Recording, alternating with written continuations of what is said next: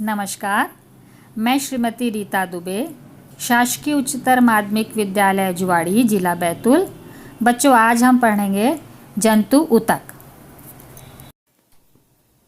बच्चों, इस अध्याय का अध्ययन हम निम्न बिंदुओं पर करेंगे। इसमें सबसे पहला है कोशिका की परिभाषा, ऊतक की परिभाषा, ऊतक के प्रकार। ऊतक के प्रकारों में पहला है उपकला ऊतक, संयोजी ऊतक, पेशी ऊतक, तंत्रिकी ऊतक। कोशिका की परिभाषा प्रत्येक सजीव की रचनात्मक एवं क्रियात्मक इकाई को कोशिका कहते हैं। ऊतक की परिभाषा। ऊतक समान उत्पत्ति, संरचना एवं कार्यों वाली कोशिकाओं का समूह होता है। बच्चों, ऊतक शब्द का सर्वप्रथम उपयोग फ्रांसीसी सर्जन फ्रैंकोइस ज़ेवियर विजिट ने किया था। विजिट को ही औतिकी का जनक कहा जाता है। ऊतक तंत्र का अध्ययन ही औतिकी या ऊतक विज्ञान कहलाता है। ऊतक विज्ञान के संस्थापक मार्सेलो मेलपिगी हैं। हिस्टोलॉजी शब्द का उपयोग सबसे पहले मेयर ने 1819 में किया था। बच्चों, अब हम पढ़ेंगे ऊतक के प्रकार। उपकला अथवा एपिथेलियल ऊतक जंतु शरीर की बाहरी, भीतरी तथा स्वतंत्र सतहों पर पाए जाने वाले ऊतक को उपकला या एपिथेलियल ऊतक कहते हैं। इनकी कोशिकाएं आपस में सटी होती हैं। इनकी उत्पत्ति भ्रूण के तीनों प्राथमिक स्तर से होती है। त्वचा की एपिडर्मिस की उत्पत्ति एक्टोडर्म से, देह गुहा के एपिडर्मिस की मेसोडर्म से तथा आहार नाल की एपिथेलियल की उत्पत्ति एंडोडर्म से होती है। एपिथेलियल ऊतक के कार्य हैं: पहला सुरक्षा करना, दूसरा स्त्रवण करना, तीसरा अवशोषण करना, चौथा है संवेदी, पांचवा पुनर्जनन, छठवां है संवहन करना और सबसे अंत में है युग्मकों का निर्माण करना। सरल शल्की उपकला ऊतक त्वचा की बाह्य सतह पर, रक्त एवं लसिका वाहिनियों की बाहरी सतह, देह गुहा के चारों ओर, कान की झिल्ली, हृदय, फेफड़े एवं वृक्क के चारों तरफ पाया जाता है। इसके कार्य हैं: ये शरीर में सुरक्षात्मक आवरण का निर्माण करता है, हृदय की पेरिकार्डियम का निर्माण करता है, झिल्ली नुमा लेबिरिंथ के रूप में सुनने में सहयोग करता है, वृक्क में रक्त बनाने में सहयोग करता है और फेफड़ों में गैसीय आदान प्रदान करता है। सरल घनाकार उपकला ऊतक। सरल घनाकार उपकला ऊतक की कोशिकाओं की लंबाई, चौड़ाई और मोटाई लगभग बराबर होती है। कोशिकाओं के मध्य में केंद्रक पाया जाता है। यह ऊतक मुख्य रूप से त्वचा की पसीने की ग्रंथियों में, थायराइड ग्रंथि, यकृत और जननों में पाया जाता है। कार्य: पहला, यह त्वचा से पसीने को बाहर निकालने में सहायक होता है। दूसरा, यह जननों में जर्मिनल एपिथेलियम का निर्माण करता है। सरल स्तंभाकार उपकला ऊतक।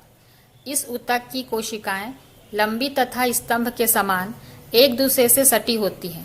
कोशिकाओं के स्वतंत्र सिरे पर असंख्य सूक्ष्म अंकुर पाए जाते हैं।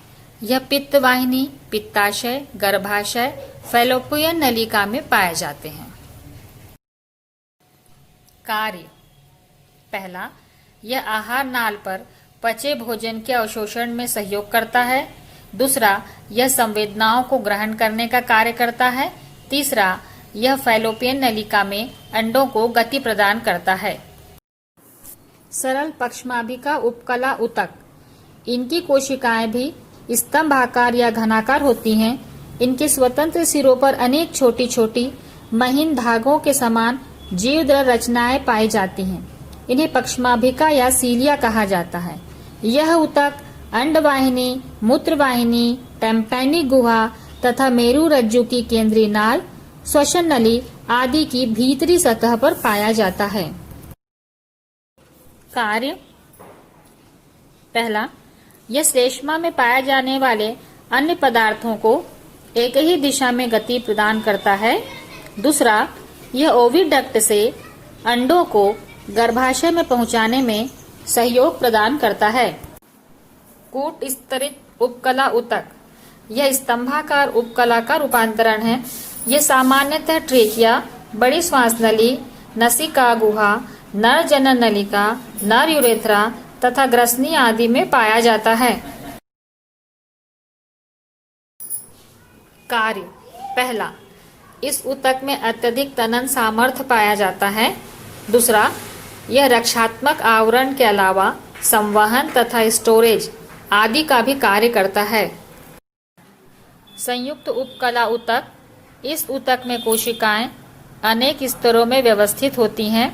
यह उन स्थानों पर पाया जाता है जहां हमेशा टूट फूट होने की संभावना होती है। स्तरित उपकला ऊतक, यह ऊतक घर्षण करने वाले स्थानों पर जैसे मुख गुहा, नासा गुहा, योनि आदि स्थानों पर पाया जाता है। स्तरित उपकला ऊतक के प्रकार, यह 3 प्रकार के होते हैं। पहला है स्तरित शल्की उपकला ऊतक, उसके 2 प्रकार हैं। पहला है केरेटिन युक्त स्तरित शल्की उपकला, दूसरा है केरेटिन विहीन स्तरित शल्की उपकला ऊतक। स्तरित उपकला का दूसरा प्रकार है स्तरित घनाकार उपकला ऊतक और इसका तीसरा प्रकार है स्तरित स्तंभाकार उपकला ऊतक। बच्चों, ये 2 चित्र है। इसमें पहला वाला चित्र केरेटिन विहीन है और दूसरा है केरेटिन युक्त ऊतक का चित्र। बच्चों, इन चित्रों में पहला वाला स्तरित घनाकार और दूसरा वाला स्तरित स्तंभाकार उपकला ऊतक का चित्र है। विशेषीकृत उपकला ऊतक, यह ऊतक कुछ विशेष कार्य करने के लिए रूपांतरित हो जाते हैं। कुछ रूपांतरित ऊतक निम्न प्रकार के हैं। संवेदी उपकला ऊतक, संवेदी उपकला ऊतक संवेदनाओं को ग्रहण करते हैं। यह ऊतक अंतःकरण, आँखों की रेटिना तथा मुख गुहा की म्यूकस झिल्ली में पाई जाती है। जनन उपकला ऊतक, जनन उपकला ऊतक की कोशिकाएं हमेशा विभाजित होकर युग्मकों का निर्माण करती हैं। अवशोषी उपकला ऊतक, यह ऊतक आमाशय, आंत, वृक्क के नेफ्रॉन आदि में पाया जाता है। यह सतह के क्षेत्रफल को बढ़ाता है तथा वस्तुओं के अवशोषण में सहयोग प्रदान करता है।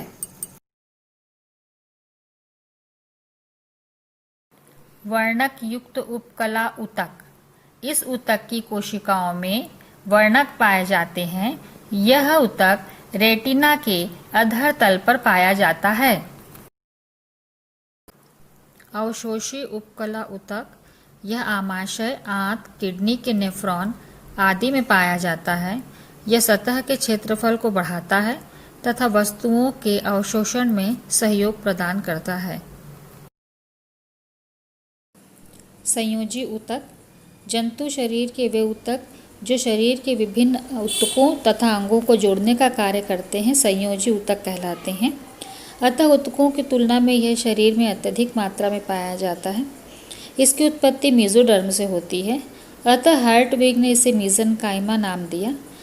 यह शरीर के लगभग 20% भाग का निर्माण करता है। इस ऊतक में अंतरकोशिकी पदार्थ पाया जाता है जिसे आधात्री मैट्रिक्स कहते हैं। संरचना, संरचनात्मक रूप से संयोजी ऊतक इन घटकों का बना होता है। पहला है आधात्री मैट्रिक्स।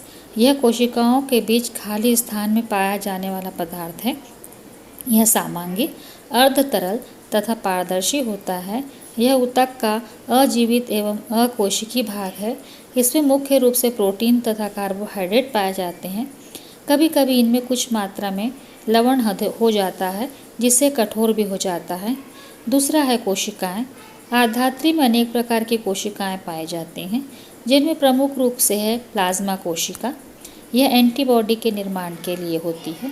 दूसरा है एडिपोस कोशिका। यह वसा के संग्रहण के लिए काम आती है।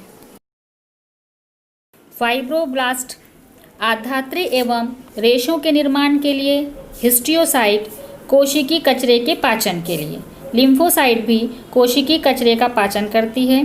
मास्ट कोशिकाएं, इसमें हिस्टामिन, हेपेरिन तथा साइटोनिन उत्पन्न करने की क्षमता होती है। मेसेनकाइमल सेल विभिन्न प्रकार के संयोजी कोशिकाओं को उत्पन्न करने के लिए होती है। क्रोमेटोफोर्स जंतुओं में विभिन्न प्रकार के रंगों को उत्पन्न करने के लिए।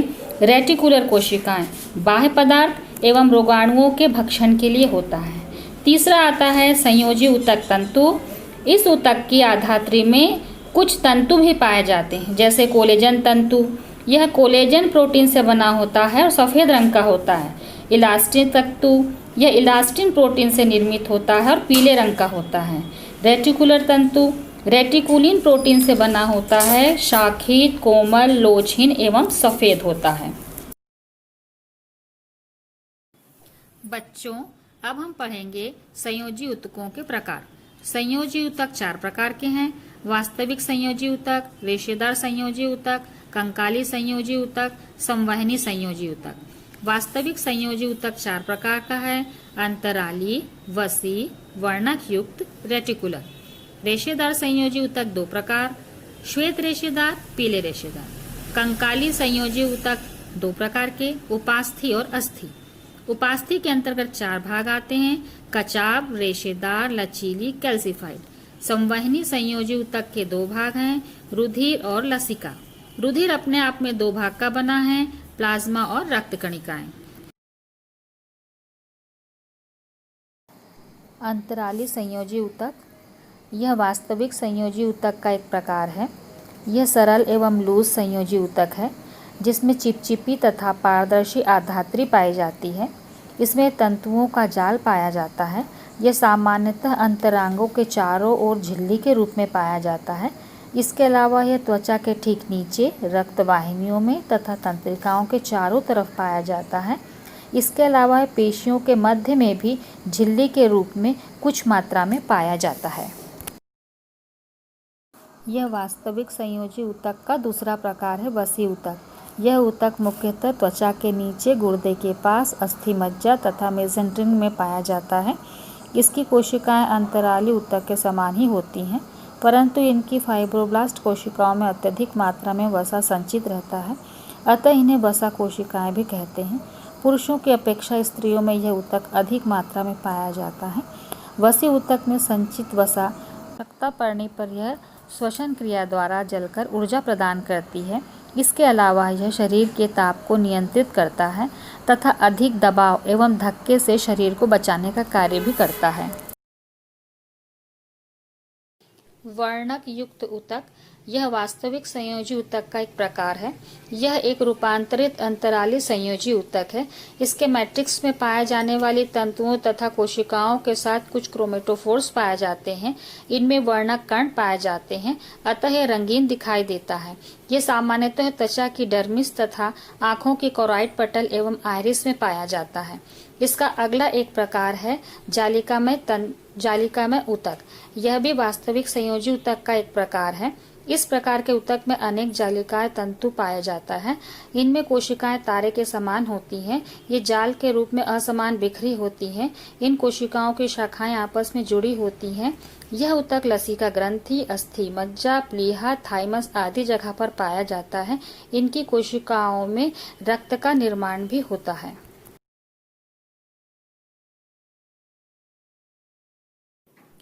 रेशेदार अथवा तंतुमय संयोजी ऊतक, यह संयोजी ऊतक का दूसरा प्रकार है।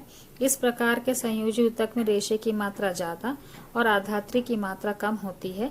यह 2 प्रकार का होता है, श्वेत तंतुमय संयोजी ऊतक और पीले तंतुमय संयोजी ऊतक। हम पहले श्वेत तंतुमय संयोजी ऊतक के बारे में जान लें। इसमें कोलेजन तंतु छोटे गुच्छों के रूप में होते हैं। इन गुच्छों के बीच में मैट्रिक्स अल्प मात्रा में होता है। मैट्रिक्स में फाइब्रोब्लास्ट कोशिकाएं पंक्तियों के रूप में एक दूसरे से सटी हुई पाई जाती हैं। यह मुख्य रूप से नेत्र गोलक, पेनिस, उपास्थि और अस्थियों के खोल में पाया जाता है। कंडराएं अथवा टेंडन जंतु शरीर में पाया जाने वाला प्रमुख श्वेत तंतु में संयोजी ऊतक है। अब हम कंडरा के बारे में जान ले। यह शरीर में पेशियों को हड्डियों से जोड़ने का काम करता है। मजबूत लोच रहित डोरी के समान होता है। इसमें कोलेजन तंतु समानांतर क्रम में पाए जाते हैं। लोच नहीं होने के कारण इसकी सहायता से पेशियां हड्डियों से मजबूती से जुड़ी होती हैं। इसके कारण अस्थियां एवं संधियों पर गतिमान बनी रहती हैं। पीले तंतु में संयोजी ऊतक, यह रेशेदार संयोजी ऊतक का दूसरा प्रकार है। इन ऊतकों में श्वेत कोलेजन तंतुओं के स्थान पर पीले इलास्टिन तंतु पाए जाते हैं। ये लचीले होते हैं। ये आध्राती द्वारा आपस में जुड़े होते हैं। जंतु शरीर में पाया जाने वाला स्नायु अथवा लिगामेंट पीले तंतु में ऊतक का ही प्रमुख उदाहरण है। इसके अलावा श्वास नली कशेरुकाओं के बीच की संधियों में भी यह ऊतक पाया जाता है। कंकाली संयोजी ऊतक, यह संयोजी ऊतक का तीसरा प्रकार है। यह ऐसा संयोजी ऊतक है जो शरीर को मजबूत आधान प्रदान करता है। कशेरुक जंतुओं के शरीर की निश्चित आकृति तथा आकार कंकाली संयोजी ऊतक के द्वारा ही होती है। शरीर के इस ढांचे को कंकाल कहते हैं। इसे अवलंबन ऊतक भी कहा जाता है। यह दो प्रकार का होता है। पहला होता है उपास्थि अथवा कार्टिलेज, दूसरा होता है अस्थि अथवा बोन। हम उपास्थि के बारे में जानें। इस ऊतक की आधात्री अथवा मैट्रिक्स अर्ध ठोस, लचीली एवं पारदर्शी होती है। यह कॉन्ड्रिन नामक ग्लाइकोप्रोटीन की बनी होती है। आधात्री के बीच बीच में खाली स्थान अथवा छोटी छोटी थैलियां होती हैं, जिन्हें गर्तिकाएं अथवा लैक्विनी कहा जाता है। इसे 1 से लेकर 4 तक जीवित कोशिकाएं पाई जाती हैं। ये कॉन्ड्रियोसाइट अथवा कॉन्ड्रियोब्लास्ट कहलाती है। कॉन्ड्रिन का स्त्रवण इन्हीं कोशिकाओं के द्वारा होता है। इसके अलावा ये कोशिकाएं स्वयं विभाजित होकर अपनी संख्या में वृद्धि भी करती रहती हैं। इसके कारण उपास्थि में भी वृद्धि होती है। ये अस्थि की संरचना का चित्र है। इसमें अनेक संरचनाएं दिखाई दे रही हैं। पहला है जिसे कहा गया है पर्यास्थिक। ये अस्थि का सबसे बाहरी स्तर है जो रेशेदार संयोजी ऊतक के रूप में होता है। लिगामेंट अथवा टेंडान अस्थि के इसी स्तर से जुड़े होते हैं। दूसरा भाग है इंटरस्टिशियल आधात्री। अस्थि की आधात्री में कार्बनिक लवणों की उपस्थिति के कारण अत्यंत कड़क हो जाता है। इसमें calcium phosphate, magnesium phosphate, calcium carbonate आदि प्रमुखता से पाए जाते हैं। तीसरा है अस्थि कोशिकाएं। हड्डियों में पाई जाने वाली कोशिका को ऑस्टियोसाइट कहते हैं। ये आधात्री में जहां तहां पाए जाने वाली लैकुनी में पाई जाती हैं। ये कोशिकाएं ओसिन प्रोटीन का स्त्रवण करती हैं, जो धारियों के रूप में व्यवस्थित होकर आधात्री का निर्माण करती हैं। ये धारियां लैमेली कहलाती हैं। अस्थि मज्जा, मोटी, लंबी तथा परिपक्व अस्थियों के बीच एक खोखली गुहा पाई जाती है, जिसे मज्जा गुहा कहते हैं। इसमें मुलायम पदार्थ भरा होता है, जो अस्थि मज्जा कहलाता है। मज्जा में अनेक रक्त वाहिनियां, तंत्रिकाएं तथा वसा कोशिकाएं पाई जाती हैं। अगला भाग होता है हर्वेसियन नलिका। स्तनधारियों की हड्डियों की लंबाई में अनेक नलिकाएं पाई जाती हैं, जिन्हें हर्वेसियन नलिका कहते हैं। इन नलिकाओं के अंदर रक्त वाहिनियां पाई जाती हैं। प्रत्येक हर्वेसियन नलिका के चारों तरफ 6 से 8 तक पटलिकाएं पाई जाती हैं। इन नलिका तथा पटलिकाओं को एक साथ हर्वेसियन तंत्र कहा जाता है। अगला आता है वोल्कमेंस नलिकाएं। अस्थियों में पाए जाने वाली हर्वेसियन नलिकाएं आपस में तथा अस्थि के बाहर एवं अंदर स्थित रक्त वाहिनियों से कुछ आड़ी तिरछी नलिकाओं में जुड़ जाती हैं, जिन्हें वोल्कमेन नलिकाएं कहते हैं। संवहनी संयोजी ऊतक, यह संयोजी ऊतक का चौथा प्रकार है। यह एक रूपांतरित संयोजी ऊतक है। इसमें तरल आधात्री अर्थात मैट्रिक्स पाया जाता है, जिसे प्लाज्मा कहते हैं। इस प्लाज्मा में अनेक कोशिकाएं बिखरी हुई अवस्था में होती है, जिसे कणिकाएं कहते हैं। ये प्लाज्मा में हमेशा गतिशील होता है। प्लाज्मा के बारे में, यह एक रक्त का निर्जीव भाग होता है, रंगहीन होता है। इसका पीएच 7.3 से लेकर 7.5 तक होता है। यह लगभग 90% जल का बना हुआ होता है। शेष 10% भाग में कार्बनिक अकार्बनिक पदार्थ पाए जाते हैं। प्लाज्मा के अकार्बनिक घटकों में sodium chloride, sodium bicarbonate, magnesium chloride जैसे कण पाए जाते हैं। इसमें विभिन्न प्रकार की कुछ मात्रा में गैसें भी घुली हुई होती हैं। इसका पीएच मान 7.3 से 7.5 होता है। प्लाज्मा के कार्बनिक घटक में रक्त प्रोटीन्स जैसे ग्लोबुलिन, एल्ब्यूमिन तथा फाइब्रिनोजेन पाए जाते हैं। पोषक पदार्थों के अंतर्गत ग्लूकोज, वसा, वसी अम्ल, फास्फोलिपिड, कोलेस्ट्रॉल, विटामिन, एमिनो अम्ल आदि पाए जाते हैं। इनमें कुछ मात्रा में हार्मोन्स भी उपस्थित होते हैं जो अंतःस्रावी ग्रंथियों के द्वारा निकाले जाते हैं। कुछ मात्रा में उत्सर्जी पदार्थ भी पाए जाते हैं जैसे यूरिया, यूरिक एसिड, अमोनिया आदि। इनमें यूरिया सर्वाधिक मात्रा में पाया जाता है। इसके अलावा इनमें एंटीजन, एंटीबॉडी, एंटीटॉक्सिन एवं विजातीय पदार्थ भी पाए जाते हैं। इसके अतिरिक्त इनमें कुछ मात्रा में एंजाइम्स भी उपस्थित होते हैं तथा प्रतिजामन पदार्थ भी पाए जाते हैं। संयोजी ऊतक में उपस्थित मास्ट कोशिकाएं हेपेरिन नामक पदार्थ का निर्माण करती हैं। ये हेपेरिन रक्त नलिकाओं में रक्त को जमने से रोकती हैं। अब हम देखते हैं रक्त में पाए जाने वाले कणिकाएं।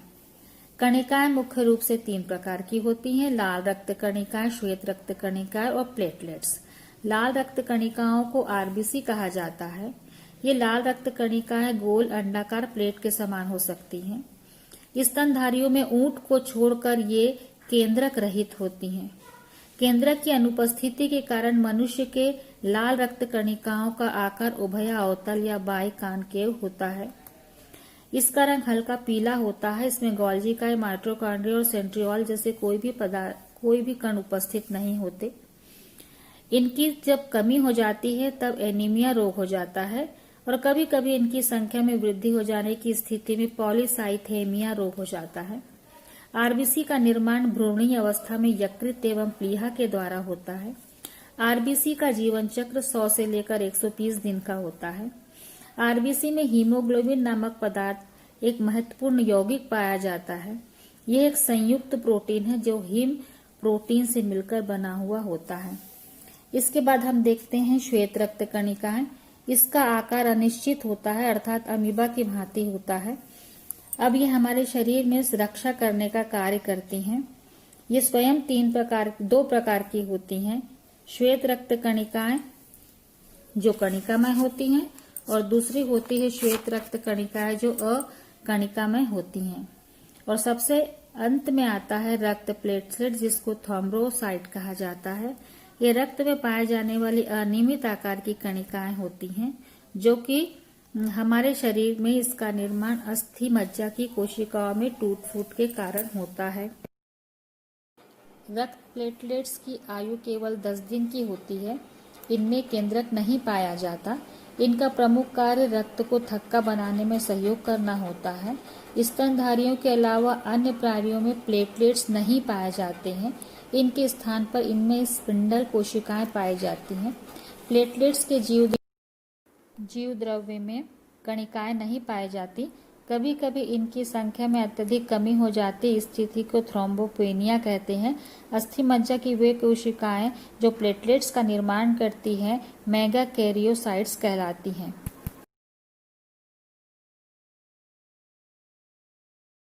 अब हम देखते हैं रक्त के थक्का जमने की प्रक्रिया। बचपन में खेलते समय हमें बहुत बार चोट लगी होगी, परंतु रक्त के गाढ़े या ब्लड थिकनेस होने के कारण रक्त का बहाव 3 से 5 मिनट में स्वयं ही रुक जाता था, है ना? हम इसे रक्त का थक्का या ब्लड क्लॉट्स कहते थे। तो यदि रक्त का थक्का नहीं बनेगा तो किसी छोटी सी चोट लगने पर भी रक्त का बहाव बहुत अधिक होगा। अतः रक्त का थक्का बनना अत्यंत आवश्यक है। परंतु रक्त का थक्का कैसे बनता है? हम जानते हैं कि प्लेटलेट्स का संबंध कहीं न कहीं रक्त का थक्का बनने से है। अब देखते हैं कि यह कार्य कैसे करता है। जब हमें कट लगता है तब यह वास्तव में रक्त वाहिनियों या ब्लड वेसल्स को क्षति पहुंचाता है। यदि रक्त वाहिनी क्षतिग्रस्त नहीं होती तो रक्त शरीर के बाहर ही नहीं आता, वह वाहिनियों के अंदर ही रहता। तो जब रक्त वाहिनियां क्षतिग्रस्त होती हैं, तब प्लेटलेट्स एक एंजाइम मुक्त करती है जिसे थ्रोम्बोकाइनेस प्रोथ्रोम्बिन पर कार्य करता है तथा इसे थ्रोम्बिन में परिवर्तित करता है। अब थ्रोम्बिन एक ग्लाइकोप्रोटीन अर्थात फाइब्रिनोज पर कार्य करता है तथा इसे फाइब्रिन में परिवर्तित करता है। फाइब्रिन अघुलनशील है तथा इसकी संरचना फाइबर जैसी होती है। रक्त कोशिकाएं या ब्लड सेल्स फाइबर प्रोटीन में उलझी हुई होती हैं तथा एक थक्के का निर्माण करती हैं जो कि वाहिनियों के प्रोटीन को क्षतिग्रस्त होने से रोकता है तथा रक्त का बहाव रुक जाता है। एक पुआल पीले रंग या स्ट्रॉ येलोविश कलर्ड का तरल पदार्थ होता है जो कि हम सामान्यतः रक्त के थक्के में देखते हैं, जिसे सीरम कहते हैं। यह वास्तव में रक्त प्लाज्मा या ब्लड प्लाज्मा होता है जो कि बिना किसी रक्त कोशिका के होता है। आप जानते हैं, सामान्यतः जो रक्त चोट लगने के बाद बाहर रिसता है 3 से 8 मिनट में जम जाता है, परंतु जिनमें विटामिन के की कमी होती है उन्हें इस क्रिया में समय लगता है तथा आनुवांशिक विकार या जेनेटिक डिसऑर्डर के कारण भी रक्त नहीं जमता, अर्थात रक्त का थक्का नहीं बनता। इस विकार को हीमोफीलिया कहते हैं। यह विकार उन बच्चों में पाया जाता है जिनके माता पिता बहुत पास के रिश्तेदार हों।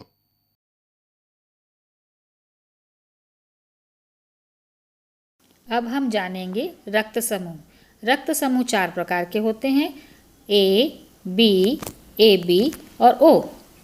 रक्त समूह ए में एंटीबॉडी बी प्रकार का होता है, रक्त समूह बी में एंटीबॉडी ए, रक्त समूह ए बी में कोई भी एंटीबॉडी नहीं होता और रक्त समूह ओ में एंटीबॉडी ए बी प्रकार का होता है। इसी प्रकार रक्त समूह ए में जीवद्रव्य में पाया जाने वाला एंटीजन ए होता है, रक्त समूह बी में एंटीजन बी होता है, रक्त समूह ए बी में एंटीजन ए बी प्रकार का और रक्त समूह ओ में किसी भी प्रकार का एंटीजन नहीं पाया जाता है। आइए अब हम रुधिर से संबंधित कुछ महत्वपूर्ण बातें जानें। ऊंट को छोड़कर किसी भी स्तनधारी जीव के आरबीसी में केंद्रक नहीं पाया जाता। अन्य वर्ग के प्राणियों में केंद्रक युक्त होता है। पुरुषों में आरबीसी की संख्या 5.0 से 5.5 मिलियन प्रति मिलीलीटर तथा महिलाओं में यही संख्या 4.5 से 4.8 मिलियन प्रति मिलीलीटर होती है। चपटा होने के कारण आरबीसी सिक्कों के समान एक के ऊपर एक जम जाते हैं। यह घटना रेलेक्स निर्माण कहलाती है। आरबीसी में जीवन अवधि 100 से 120 दिन की होती है। इसके लगभग 1% आरबीसी प्रतिदिन नष्ट होती है।